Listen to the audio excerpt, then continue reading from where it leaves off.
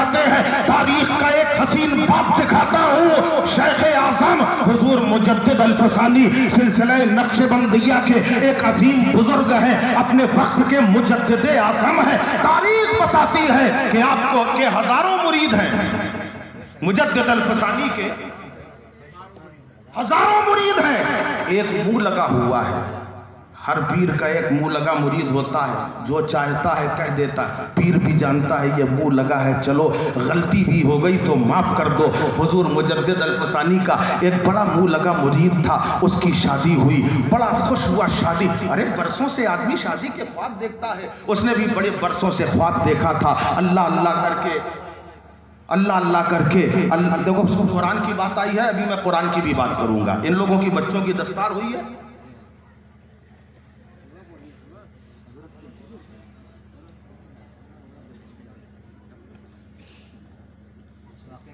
सुभान अल्लाह। मुजद्दिद अल-फसानी की बात, उनका मुरीद बरसों से ख्वाब देखा था, हर कोई देखता है। इनकी शादी हुई, बड़े खुश थे। शादी की पहली रात, बड़े अरमानों भरी रात, कमरे के अंदर दाखिल हुए। कौन कौन कमरे में दाखिल हुए? अरे चुप क्यों हो जाते भाई? मुरीद, मुंह लगा मुरीद था, शादी हो गई, निकाह हो गया। शादी की पहली रात, बड़े सज बन के इतर इतर लगा के कपड़ों में अंदर दाखिल हुए। अंदर जाके कहा अस्सलामु अलैकुम। दुल्हन ने जवाब दिया वालेकुम अस्सलाम। बैठ गए, दोनों बैठ के कुछ गुफ्तगू कर रहे थे। शौहर साहब ने पूछा कुछ पढ़े बड़े हो? पूछा कुछ पढ़े बड़े हो? सुभान अल्लाह। उस बेटी ने कहा, उस औरत ने कहा अल्हम्दुलिल्लाह हाफिज़े कुरान। सुभान अल्लाह। अगर एक लड़की आलिमे दीन बन जाए तो समझ लो तुमने एक यूनिवर्सिटी मुकम्मल कर दी। उस नई दुल्हन ने कहा अल्हम्दुलिल्लाह हाफिज़े कुरान। अब दुल्हन ने पूछा आप कुछ पढ़े बड़े हो? कहा आप कुछ पढ़े हैं? सर झुका दिया, कहा मैं नाज़रा ख्वां हूं।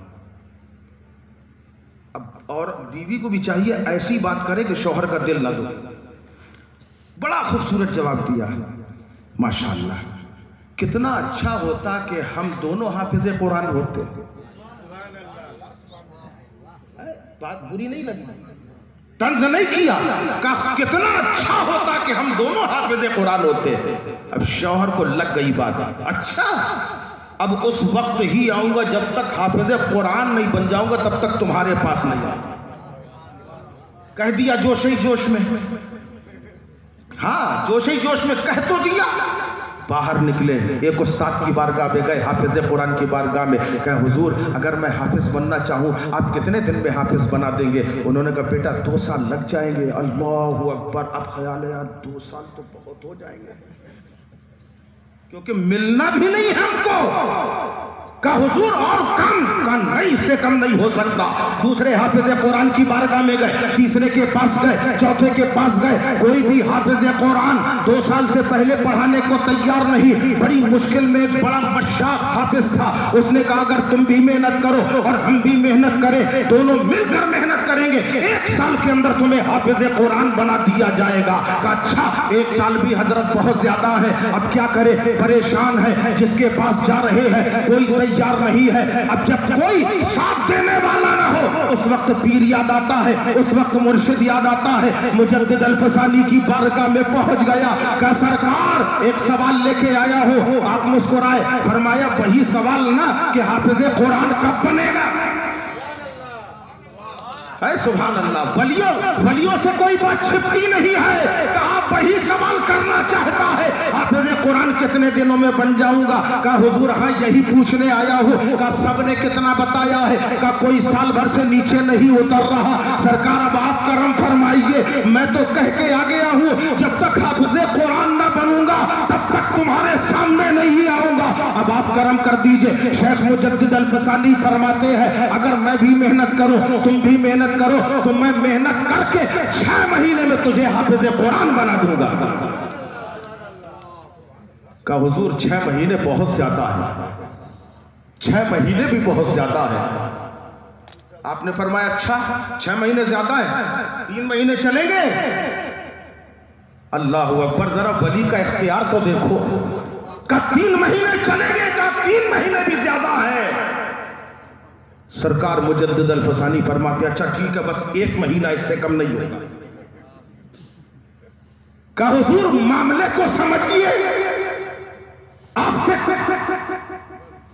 कुछ छिपा नहीं है। सरकार 1 महीना भी बहुत है। का फिर तुम चाहते क्या हो? का सरकार 1 हफ्ते में बना दीजिए। मुजद्दिद अल-फसानी फरमाते हैं फिर 1 हफ्ते की बात क्या कर रहा है, 1 ही दिन में क्यों ना बना दिया जाए। कहने लगा हुजूर क्या ऐसा हो सकता है? आप फरमाते हैं हाँ हाँ, कल फजर की नमाज मेरे पीछे पढ़ लेना और सुन ले, पहली सफ में खड़े होना, दाहिनी तरफ ना खड़े होना बल्कि बाईं जानिब खड़े हो जाना। तारीख बताती है मुजद्दिद अल-फसानी की नमाज का इंतजार कर रहा है, सारी रात करवटों में गुजार दी, सारी रात जागता रहा कि फजर ही की नमाज तो पढ़ना है, फजर की नमाज की खातिर जागता रहा। अजान से पहले मस्जिद में दाखिल हो गया, बाईं जानिब पहले से बैठ गया है। अजान होती है, सारे मुक्तदी आते हैं, सुन्नतों से फारिग होते हैं। शेख मुजद्दिद अल-फसानी तशरीफ लाए, मुसल्ला इमामत पर विराजमान हुए और वहां खड़े होकर आपने 2 रकात नमाज फजर की पढ़ाई है। अल्लाह अकबर, जरा अल्लाह के वली के कहे हुए पे अल्लाह ने क्या करम किया है कि मुजद्दिद अल-फसानी ने 2 रकात मुकम्मल की है। तारीख बताती है कि जब मुजद्दिद अल-फसानी ने दाहिनी तरफ सलाम फेरा है तो जितने खड़े थे सब आलिमे दीन बन गए, और जब बाईं तरफ सलाम फेरा सारे के सारे हाफिज़े कुरान बन गए। नारे तकबीर, नारे रिसालत, शामे तैयबा कॉन्फ्रेंस। ये कोई नई बात नहीं है, खाली मुजद्दिद अल-फसानी ने दौलत कुरान को सीने में नहीं दिया है, बल्कि नवाज हजरत जमालुल औलिया की तारीख उठाओ कि जो तरावी का इंतजाम फरमा रहे हैं, सारी मस्जिदों में इंतजाम हो गया है, सारे लोग परेशान हैं। अपने मोहल्ले का ख्याल चला गया, अब अपनी मस्जिद वाले आ गए कि सरकार अब सुबह तरावी होना है, कल तरावी होना है, आपने सारी मस्जिदों में हाफिज दे दिए हैं, हमारी मस्जिदों में अब मस्जिद का इंतजाम नहीं हुआ। आप फरमाते हैं जमालुल औलिया, अरे नहीं हुआ तो परेशान क्यों होते हो? सुबह सुबह बस्ती के बाहर चले जाना, जो सबसे पहला आदमी दिखे उसे पकड़ के ले आना। अब जाके बस्ती के बाहर लोग खड़े हो गए, हजरत ने फरमाया है हाफिज आने वाला है, हाफिज आने वाला है। अब लोगों ने देखा कि सुबह सुबह समझ गए, हाथ में लुटिया लिए लघु शंका के लिए जा रहे हैं। जैसे ही जाता देखा, लोगों ने कहा ये तो जोग्राफिया चेंज है, ये तो नक्शा बदला हुआ है, यही है कि कोई और है। कहा उससे तुम्हें क्या लेना देना? लोगों ने कहा साथियों ने उससे क्या लेना देना? हजरत ने कहा जो पहला देखे, पहला यही देखा है। अरे कहा ये अपना नहीं है। कहा हो चाहे ना हो। हजरत ने कहा लेके चलो। लोगों ने कहा चलो। अब कहाँ जा रहे हो? कहा लघु शंका से वापस आया हूँ। कहा अच्छा ठीक है, रोज अपने मन से नहाते थे, आज हमारे तरीके से नहा लो। कहा कैसे नहाना है? पूरे तरीके से। उन लोगों ने गुस्ल का तरीका बताया, मुकम्मल गुस्ल करा दिया। कहा इसलिए तुम्हें हम अपने हिसाब से नहला रहे हैं कि तुम्हें सरकारे जमालुल औलिया ने बुलाया है। अब सरकारे जमालुल औलिया का नाम सुना, फौरन वो चला आया। जैसे ही आया, अल्लाहू अकबर, सरकारे जमालुल औलिया फरमाते हैं महाराज मेरी मस्जिद में तरावी सुनाओगे? जरा गौर करो। जमालुल औलिया फरमाते हैं महाराज मेरी मस्जिद में तरावी सुनाओगे? उसका जवाब देखो, कहता सरकार तुम्हार कृपा हो जाएगी तो सुना दूंगा।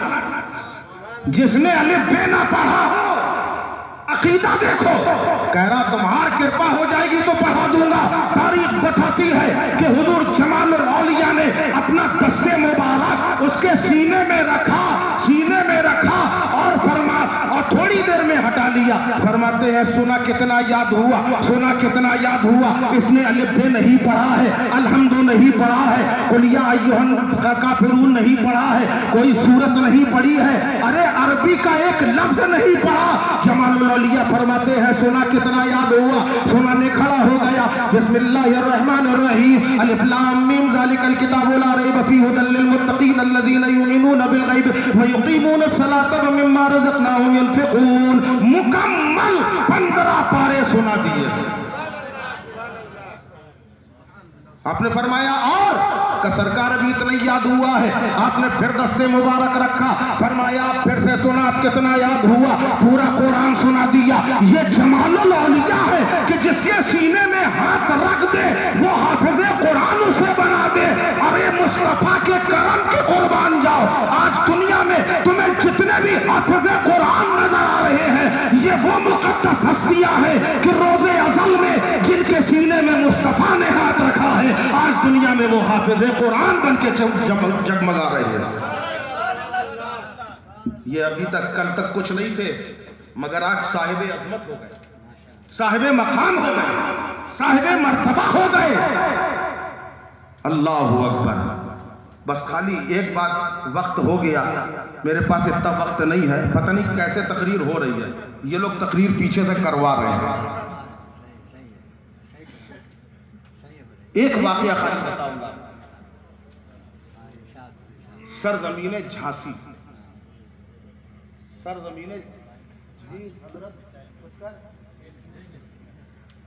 सरजमीने झांसी नाम सुना है? जाने कितने नाम बदल दिए गए हैं, इसका भी नाम बदल गया, अभी राना लक्ष्मीबाई हो गया, लेने में भी बहुत टाइम लगता है। तो झांसी के अंदर एक मोहल्ला है, उसका नाम है सीपरी बाजार। क्या नाम? सीपरी बाजार। छोटे छोटे बच्चे सीपरी बाजार के कब्रिस्तान में खेल रहे थे।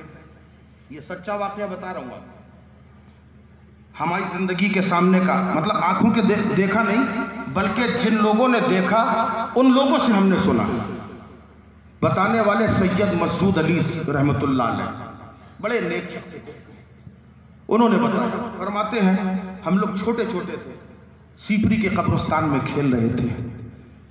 बच्चों को इतना तो तमीज़ है नहीं कि कब्रिस्तान में किस तरीके से रहना चाहिए। आज हम कब्रिस्तान में जाते हैं, मकाम इबरत है, वहाँ हमारी सिगरेटें भी चल रही है, वहाँ हमारा गुटखा भी चल रहा है। कब्रिस्तान इबरत की जगह है, वहाँ परहेज करना चाहिए। ये तो बच्चे थे, खेल रहे थे। देखा एक कब्र से कुछ बाहर निकला हुआ। जब कब्र से बाहर निकला एक बच्चे ने देखा, कहने ये क्या निकला है बाहर। दूसरा बच्चा आगे बढ़ा, कब्र के पास गया, छू के देखा, अरे कहीं ये मुर्दे की उंगली है। एक बच्चे ने कहा मुर्दे की उंगली है, दूसरा कहता उंगली कहां से होगी यार। वो आगे बढ़ा, उसने कहा हाँ भाई उंगली है। तीसरा बच्चा आगे बढ़ा, उसने छू के देखा, कहा हाँ उंगली है। चारों बच्चों ने छू छू कर देखा, कहा हाँ ये किसी मरने वाले की उंगली है। जल्दी से अपनी अक्लों के मुताबिक उन्होंने मट्टी ऊपर से चढ़ा दी, उसे ढांक दिया। घर आए, हाथ पैर धोए, साबुन से बढ़िया हाथ पैर धो के, रात का वक्त हो गया, बच्चों ने खाना खाया, नींद अब गफलत की नींद सोए। सुबह जब उठे, फिर ये चारों बच्चे जब इकट्ठा हुए, आपस में बातें करने लगे, यार पता नहीं क्या हुआ, कल हमारी अम्मा ने आलू बनाए थे, बिल्कुल मीठे मीठे आलू थे। दूसरा कहने लगा आलू तो कभी मीठे हो जाते हैं, हमारी अम्मा ने तो गोश्त बनाया था, गोश्त भी मीठा था, ऐसा लग रहा था शक्कर डाल दी है। तीसरा कहने लगा हमारे घर में मछली बनी थी, वो भी मीठी थी। उसने कहा वो मछली भी मीठी थी। चौथा कहता है कि तुम अपनी बात कर रहे हो, हमारे घर में कड़ू करेला बना था, वो भी मीठा था।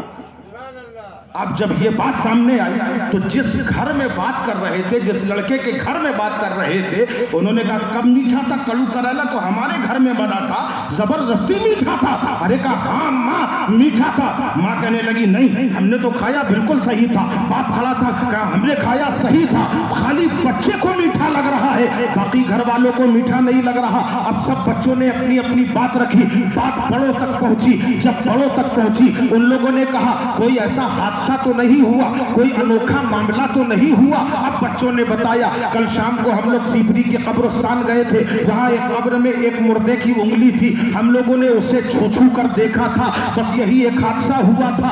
घर आने के बाद हाथ साबुन से धोए थे, फिर खाना खाया था। अब बड़ों ने कहा हो ना हो वो किसी अल्लाह वाले की मजार है। तकियादार के पास पहुंचे, चौकीदार के पास पहुंचे, कहा ये कब्र किसकी है, ये मजार किसका है। लोगों ने बताया एक पल्लेदार का मजार है।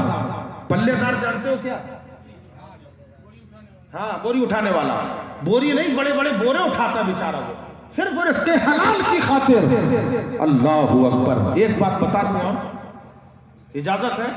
रिस्के हलाल की खातिर अल्लाह के नबी सल्लल्लाहु अलैहि वसल्लम की बारगाह में एक